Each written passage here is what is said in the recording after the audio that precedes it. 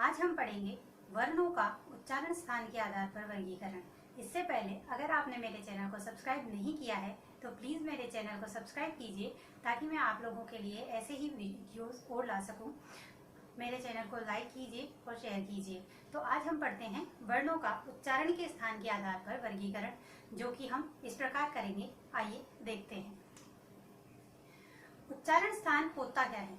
उच्चारण स्थान का मतलब होता है वो स्थान जिससे हम किसी वर्ण का उच्चारण करते हैं। मतलब जब हम किसी वर्ण का उच्चारण करते हैं तो हमारी जीभ या हमारा मुखावयव का जो भाग सक्रिय रहता है वो उस वर्ण का उच्चारण स्थान कहलाता है।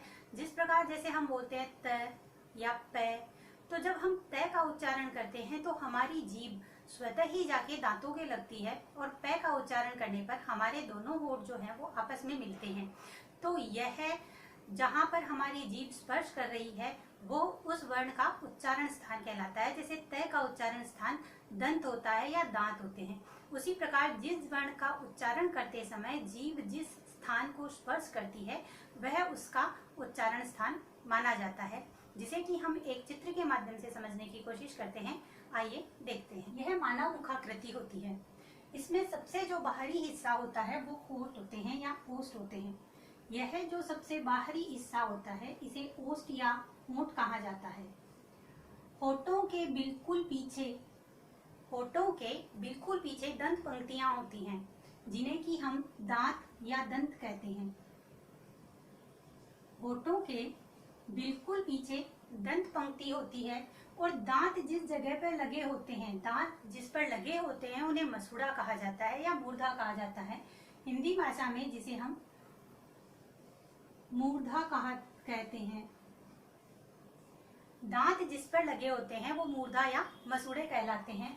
मसूड़ों के ऊपर का जो ये हिस्सा होता है जिसे हम तालू कहते हैं। मसूड़ों के ऊपर का जो हिस्सा होता है उसे हम तालू कहते हैं। यह तालू का भाग होता है।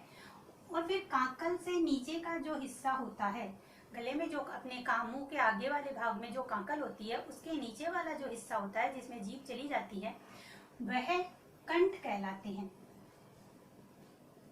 उन्हें कंठ कहा जाता है। इस प्रकार उच्चारण स्थान के आधार पर ये 5 भाग विशेष माने जाते हैं: कंठ, तालु, मूर्धा, दंत और ओष्ठ। जिन वर्णों का उच्चारण जिस स्थान से किया जाता है या जो भाग उसमें सक्रिय रहता है वह उस वर्ण का उच्चारण स्थान माना जाता है। इस प्रकार यह 5 भाग होते हैं जो कि उच्चारण के स्थान होते हैं। इन्हें हम अब इनका वर्गीकरण वर्णों के हिसाब से करते हैं, जिसे हम एक तालिका के माध्यम से समझते हैं। वर्णों के वर्गीकरण में हम स्वर और व्यंजन दोनों का वर्गीकरण करेंगे। तो पहले हम स्वर और व्यंजन दोनों लिख लेते हैं। ए, आ, छोटी ई, बड़ी ई, छोटा ऊ, बड़ा ऊ, री, ए, आई, ओ, औ, अंग और अह। इसी क्रम में क वर्ग, च वर्ग, ट वर्ग, त वर्ग और प वर्ग। इसके बाद अंतस्थ वर्णों में य, र, ल और व, और ऊष्म वर्णों में श, स, स और है। यह 4 ऊष्म होते हैं। ऊष्म का मतलब जब हम इन्हें उच्चारित करते हैं तो हवा घर्षण के साथ बाहर निकलती है, इसलिए इन्हें ऊष्म कहा जाता है। और अंतस्थ का मतलब यह स्वर और व्यंजन दोनों के मध्य की स्थिति में होते हैं, इसलिए इन्हें अंतस्थ वर्ण कहा जाता है। अब हम इन्हें एक तालिका में देखते हैं। हमने 5 भाग पढ़े थे, जिनमें सबसे पहले था कंठ। सबसे पहले कंठ इसलिए था क्योंकि मनुष्य के जो विचार होते हैं, मनुष्य के मन में जो विचार चलते हैं, जो मनुष्य में विचार होते हैं वो उसके मन में चलते रहते हैं। हमें विचारों को दूसरों तक पहुंचाने के लिए किसी माध्यम का या भाषा का सहारा लेना पड़ता है। तो हमारे विचार जब हम बोलते हैं या किसी दूसरे को समझाते हैं या बताते हैं तो मन से विचार सबसे पहले कंठ में आते हैं। हमारी जो बोली होती है वो मन से सीधी पहले कंठ में आएगी, तो सबसे पहला उच्चारण स्थान कंठ माना जाता है। कंठ के बाद ऊपर तालू तक आवाज आएगी या जो बोलेंगे वो ऊपर तालू पे लगेगी, इसलिए दूसरा स्थान तालू का होगा, तीसरा स्थान मूर्धा का, चौथा स्थान दंत का और पांचवा स्थान ओष्ठ का होगा। ओष्ठों के द्वारा ही हमारे या होठों के द्वारा ही हमारी आवाज बाहर निकलकर दूसरे तक पहुंचती है, इसलिए यह क्रम जो है वो कंठ से शुरू होकर ओष्ठ तक चलता है। इसलिए इसी क्रम में हम सबसे पहले इन्हें देखेंगे। तो सबसे पहला उच्चारण स्थान था कंठ। कंठ में आप इन्हें रटिए मत, आप इसे देखिए, क्रम से समझते चले जाइए। आपको एक बार इसका क्रम याद हो गया या आपको समझ में आ गया तो आपको इनके रटने की जरूरत नहीं पड़ेगी। इसके बाद आप स्वतः ही इन्हें अपने आप कर पाएंगे। आप एक दो बार इस सारणी का अभ्यास कीजिए, आपको स्वतः ही ये समझ में आती चली जाएगी। तो सबसे पहले उच्चारण स्थान है कंठ। तो हम इनका वर्गीकरण करने के लिए सबसे पहले एक जोड़ा स्वर का ले लेते हैं। सबसे पहले स्वर में से एक जोड़ा ले लेते हैं, ए और आ। इसके बाद व्यंजन का पूरा एक वर्ग, क वर्ग, व्यंजन का पूरा क वर्ग, इस स्वरों का अंतिम यानी विसर्ग,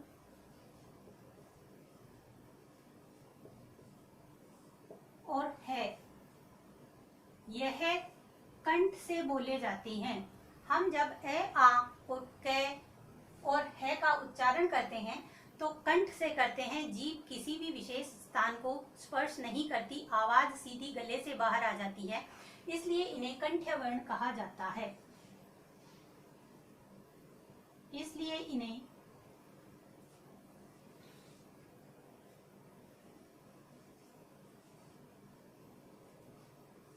कंठ्य वर्ण कहते हैं। कंठ के बाद अगला जो स्थान होता है उसे तालु कहा जाता है। हमारे मसूड़ों के ऊपर का जो हिस्सा होता है वो तालु होता है। इससे इसका वर्गीकरण ए और आ के बाद वाला ई और ई, छोटा ई, बड़ा ई, इसके बाद ये दोनों क वर्ग के बाद हमारा च वर्ग। आप देखिए इसमें कहीं आपको कोई याद करने वाली चीज नहीं है, सिर्फ क्रमशः इन्हें लिखते चले जाइए। ये सारणी अपने आप बनती चली जाएगी और आपको इसे याद करने में भी परेशानी नहीं होगी। अगर हम वर्णों का वर्गीकरण सही से समझ लेते हैं, हमें सही से वर्ण का वर्गीकरण आ जाता है, तो हमें संधि करने में भी ज्यादा परेशानी का सामना नहीं करना पड़ता है। हम स्वतः ही संधि सीख लेते हैं, समझ में कुछ उसके जो सूत्र हैं वो समझ में आने लग जाते हैं। तो ए आ के बाद ई, क वर्ग के बाद च वर्ग। अब हमने अंतस्थ और उष्म में से कुछ नहीं लिया, तो पहले एक अंतस्थ का ले लेते हैं य और उष्म का श।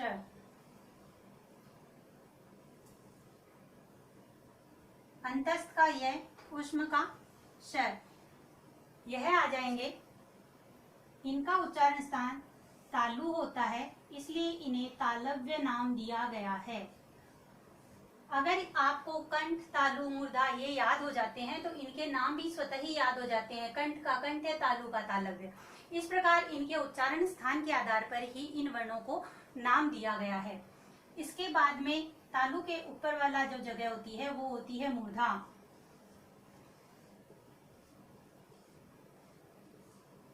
मूर्धा से उच्चारित होने वाले शब्द या वर्ण जो हैं उनमें हम ऊ और ऊ को छोड़ देंगे, क्योंकि ये हमें पता है कि ओष्ठ आकृति के स्वर हैं।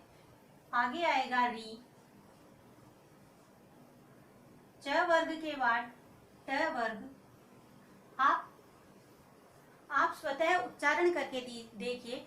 ट बोलने से जीभ अपने आप ऊपर वाले दांतों के ऊपर वाले हिस्से में स्पर्श होती है, जो कि जिसे हम मसूड़ा या मूर्धा कहते हैं।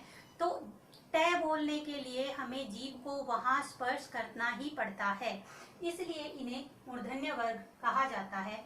य के आगे र, और श के आगे सर, यह मूर्धन्य कहलाते हैं। इन्हें हम मूर्धन्य नाम देते हैं। इसके आगे कंठ हो गया, तालु हो गया, मूर्धन्य हो गया। इसके आगे आते हैं दांत या दंत।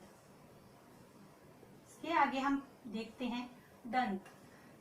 दंत वर्ण वे हैं जिनको उच्चारण करने के लिए जीभ का दांतों को स्पर्श करना जरूरी होता है। तय का उच्चारण करने पर जीभ स्वतः ही दांतों को आके लग जाती है। जब जीभ दांतों को स्पर्श करती है तभी तय वर्ण का उच्चारण हम कर पाते हैं, इसलिए इन्हें दंत्य वर्ण कहा जाता है। अब इसका वर्गीकरण हम देखते हैं, इसमें कौन कौन से वर्ण आते हैं। री हमने ले लिया था, ए आई को छोड़ देते हैं, ओ औ को भी छोड़ देते हैं। इसके आगे बच जाता है तय वर्ग के बाद तय वर्ग। हमने स्वरों में से अब कुछ नहीं लिया। तय वर्ग य, रे, ले और से, यह होते हैं दंत और इन्हें नाम दिया गया है दंत्य। इन्हें नाम भी दंत्य दिया गया है। इसके बाद आते हैं ओष्ठ। ओष्ठ यानी वे वर्ण जो होठों की सहायता से बोले जाते हैं। होठों की सहायता से बोले जाने वाले में ऊ, जब हम ऊ का उच्चारण करते हैं तो हमारे होठ जो हैं वो गोल आकृति ले लेते हैं। उसी प्रकार पै का उच्चारण करने पर हमारे होठ आपस में मिलते हैं।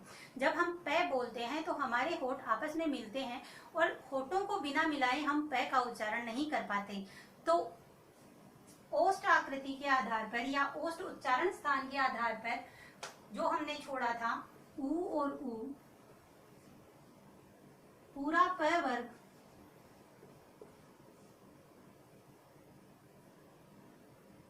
यह पूरे हो गए। यह रे ले श श और है ऊपर आ गया था।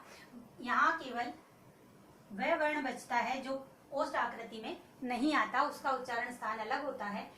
ऊ और प वर्ग, इन्हें ओष्ठ नाम दिया गया है। इन्हें नाम ओष्ठ दिया गया है। इस प्रकार यह 5 उच्चारण स्थान हमने देखे। इस प्रकार यह 5 उच्चारण स्थान हमने देखे हैं जो कि क्रमशः कंठ, तालु, मूर्धा, दंत्य और ओष्ठ हैं और इनमें क्रमशः ही इन वर्णों का स्थान दिया गया है। सर्वप्रथम स्वर का एक समूह है, फिर दूसरा समूह है री, तय और फिर आगे वाला समूह है। उसी प्रकार क, च, ट, तय और प वर्ग, यह पूरे क्रमशः आते चले जाते हैं। अब हमारे पास बच जाता है ए, आई, ओ, औ और व। इतने हमारे पास बच जाते हैं जिनका वर्गीकरण नहीं हो पाया। तो हम इनका वर्गीकरण अब देखते हैं किस तरीके से होता है। हमारे पास बचे हैं ए, आई, ओ और औ, व। यह हमारे पास बचे हैं। ए और ऐ का उच्चारण स्थान, ए का निर्माण होता है ए धन ई। ए और ई मिलकर ए बनाते हैं। ये संधि का नियम है जो हमें स्वर संधि करने में सहायता करेगा। ये संधि के नियम आ जाते हैं यहाँ पर। लेकिन अगर हम इनका उच्चारण स्थान ऐसे देख लेते हैं तो हमें संधि में फिर संधि समझने में समस्या नहीं आएगी। तो ए और ई मिलकर ए बनाते हैं। समझिए बात को, ए और ई मिलकर ए बनाते हैं। तो इन दोनों का उच्चारण स्थान मिलकर एक नया उच्चारण स्थान बना लेते हैं। जैसे ए और ऐ का उच्चारण स्थान, ए का उच्चारण स्थान कहाँ पर है? ए का उच्चारण स्थान कंठ और ई का उच्चारण स्थान तालु।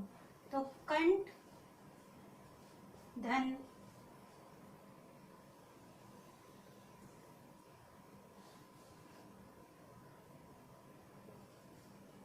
कंठ और तालु दोनों मिलकर क्या बन जाते हैं? कंठ तालव्य। कंठ तालव्य।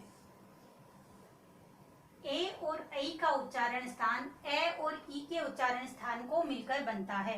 तो ए का उच्चारण स्थान कंठ और ई का उच्चारण स्थान तालु, तो ए का उच्चारण स्थान कंठ तालव्य, मतलब कंठ और तालु दोनों मिलकर एक नया उच्चारण स्थान बना रहे हैं, जिसे कि हमने कंठ तालव्य नाम दिया है।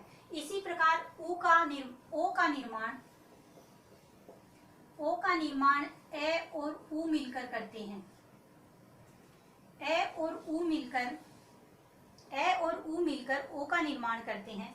तो इन दोनों के उच्चारण स्थान मिलकर ओ के उच्चारण स्थान का निर्माण भी कर पाते हैं।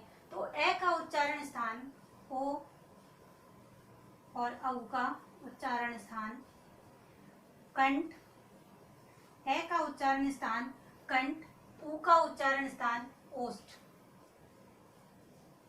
उ का उच्चारण स्थान ओष्ठ। तो इसे जो नाम है वो दिया जाएगा कंठोष्ठ। कंठोष्ठ। ओ और औ को कंठ और ओष्ठ मिलकर इनका निर्माण करते हैं, तो इसके उच्चारण स्थान को कंठोष्ठ कहा जाता है। यहाँ तक की बात आपको एक बार फिर बता देती हूँ। ए और आ क वर्ग विसर्ग और है कंठ के स्थान से बोले जाते हैं, नाम दिया गया है कंठ।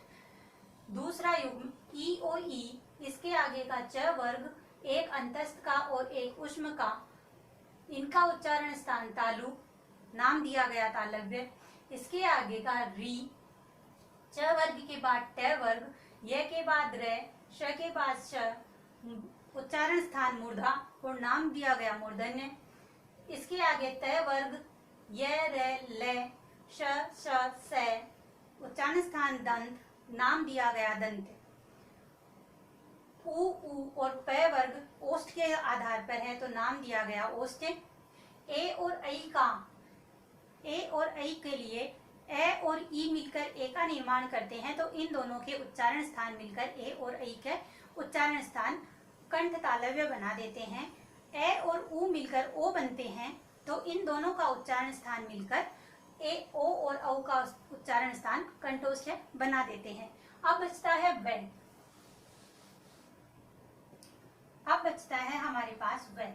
तो व का उच्चारण स्थान दंत और ओष्ठ,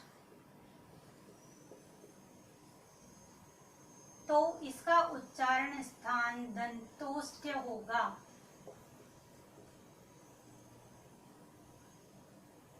यह था वर्णों का उच्चारण स्थान के आधार पर वर्गीकरण। अगर आपको इसमें कहीं कोई भी बात समझ में ना आई हो तो प्लीज मुझे कमेंट बॉक्स में बताइए, मैं आपकी सहायता करूंगी। अगर आपको मेरी कक्षाएं पसंद आ रही है तो प्लीज मेरे चैनल को लाइक कीजिए, शेयर कीजिए और सब्सक्राइब करना ना भूलिए, ताकि मैं आपके लिए ऐसे ही और वीडियोस ला सकूं। आज के लिए बस इतना ही। अगली कक्षा में फिर मिलते हैं। नमस्कार, धन्यवाद।